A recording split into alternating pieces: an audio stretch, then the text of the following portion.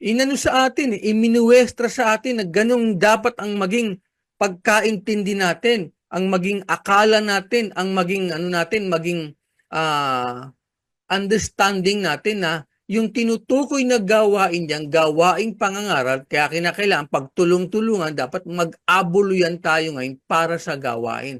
Ano nangyari? Kaya merong abuluyan yung unang araw ng sanglinggo, nung bago pa lang ako kapatid nun. Ano ba purpose ng pag-aabuluyan? Para po sa gawain yan. Diba? Di nagtagal. Nakailang taon na ako. Ang abulo yan, kahit sa probinsya, sinasabi namin yan, abulo yan mga kapatid. Yung pong ilalaan ninyo na handog ninyo sa Diyos, yung abulo nyo, handog yan.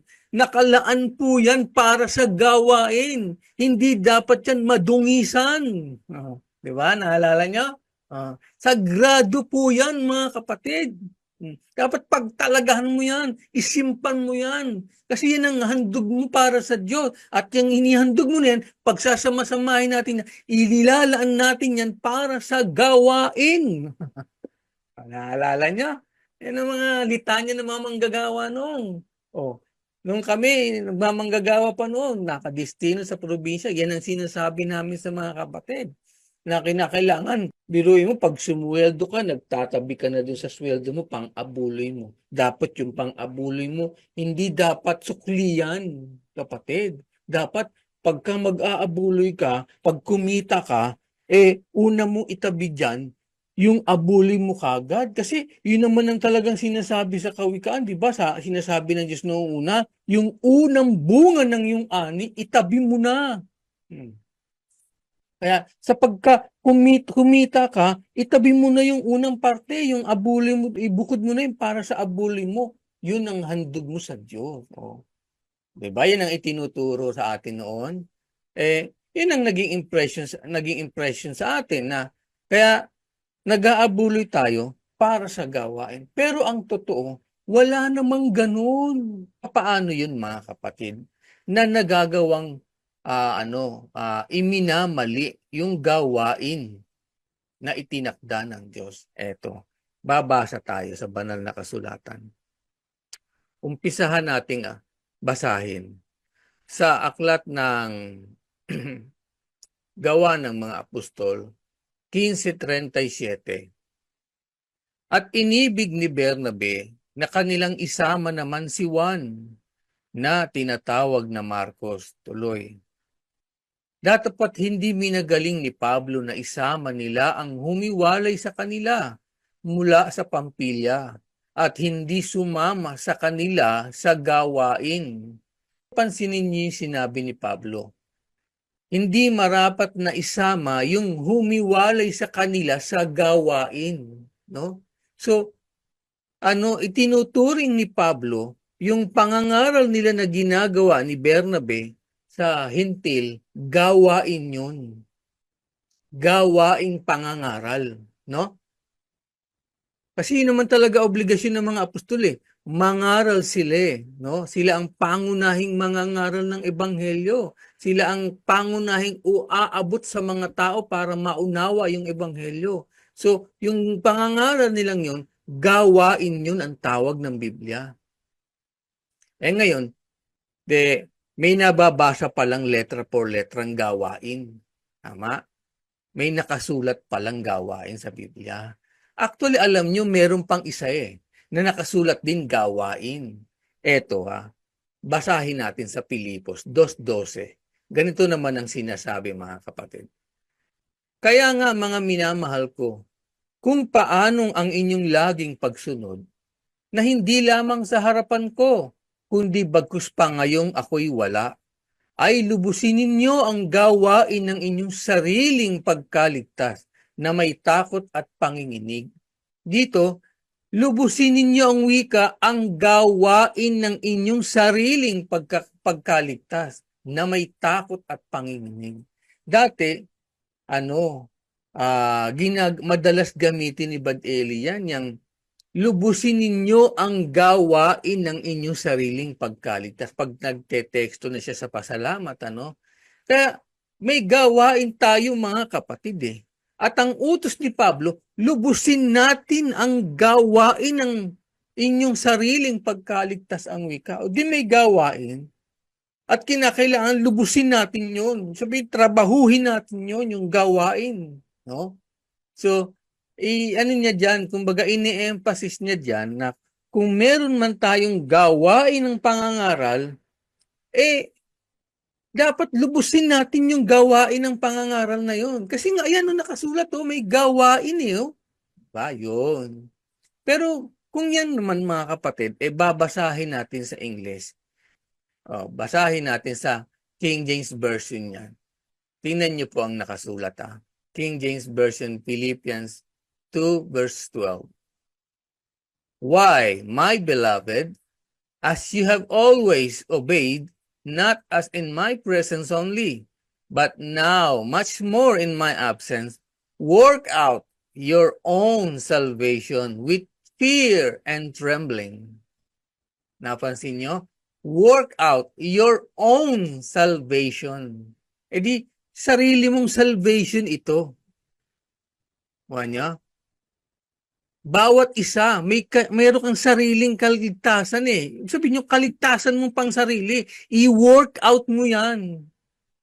Yung gustong mangyari ni Pablo, bawat isa sa inyo may yung sarili nyong kaligtasan, trabahuhin ninyo. So, hindi tumutukoy si Pablo dito na isang something about gawain na pangkalahatan, kundi tumutukoy siya dito na gagawin mo o tatrabahuin mo yung sarili mong kaligtasan.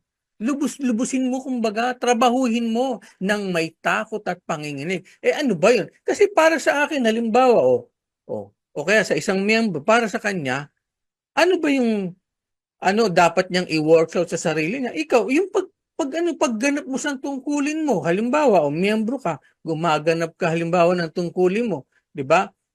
Meron mo tagatulong o di ba meron kung halimbawa nanghuhula ka sa panahon nila Pablo, gampanan mo 'yon. Lubusin mo yung gawain mo doon. Tagatulong ka, tagapagturo ka, taga-akay ka. Gampanan mo 'yon. 'Yun ang trabaho mo, 'yun ang function mo.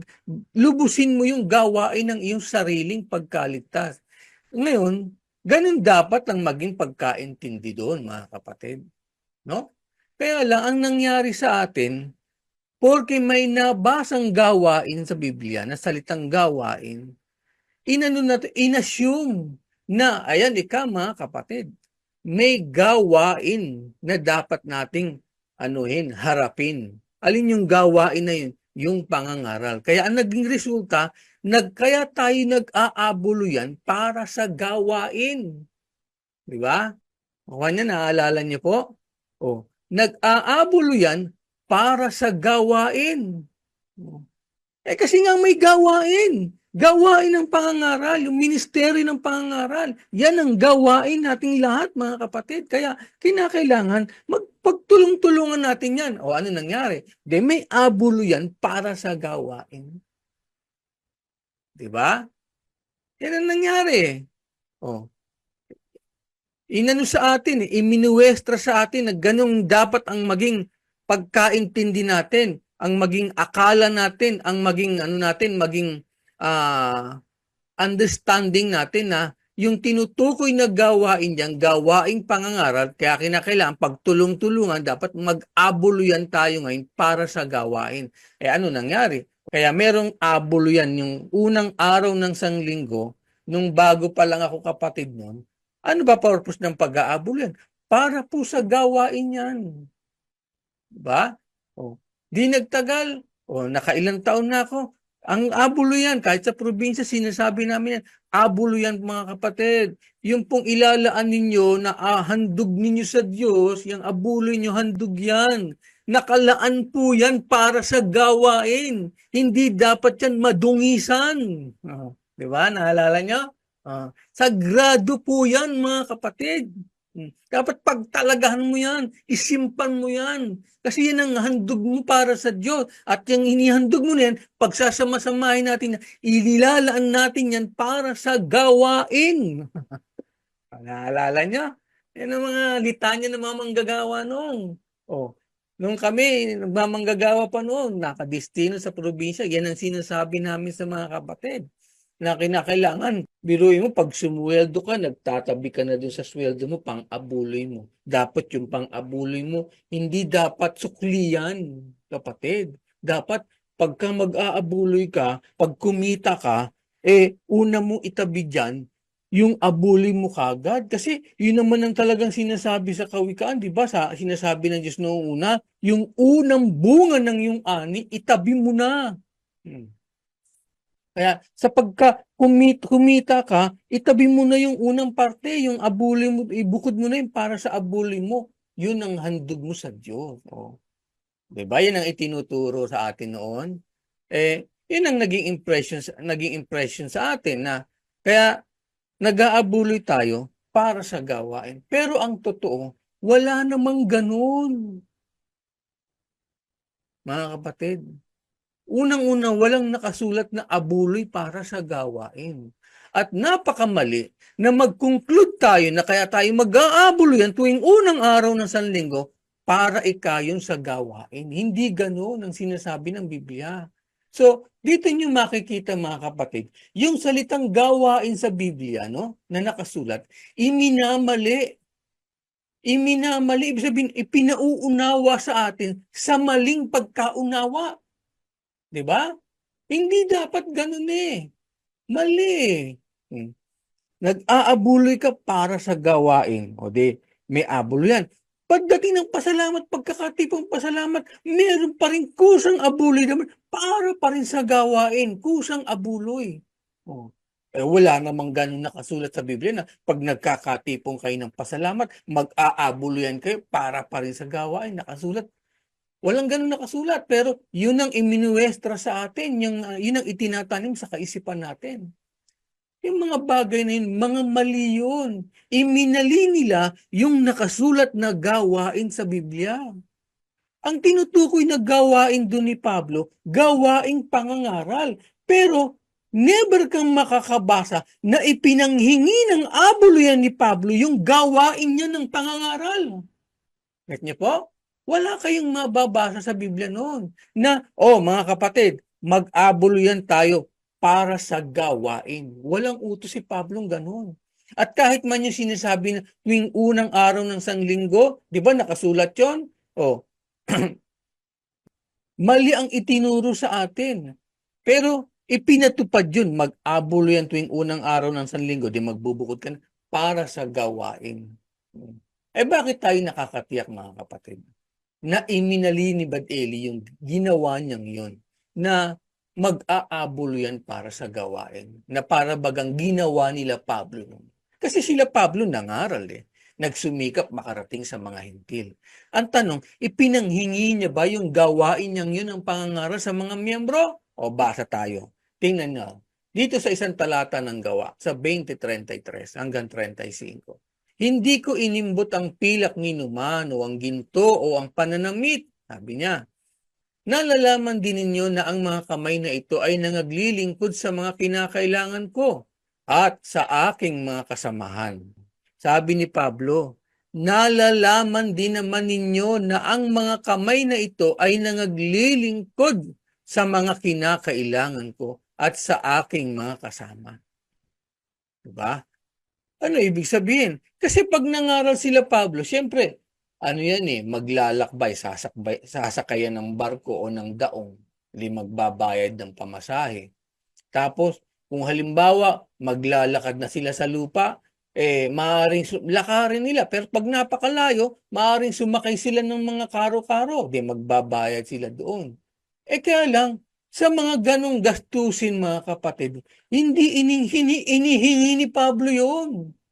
Bakit tayo nakakatiyak? Kasi sabi ni Pablo, tungkol sa mga kailangan niya ang wika, hindi niya inimbot ang pilak ninuman o ang ginto ang pananamit.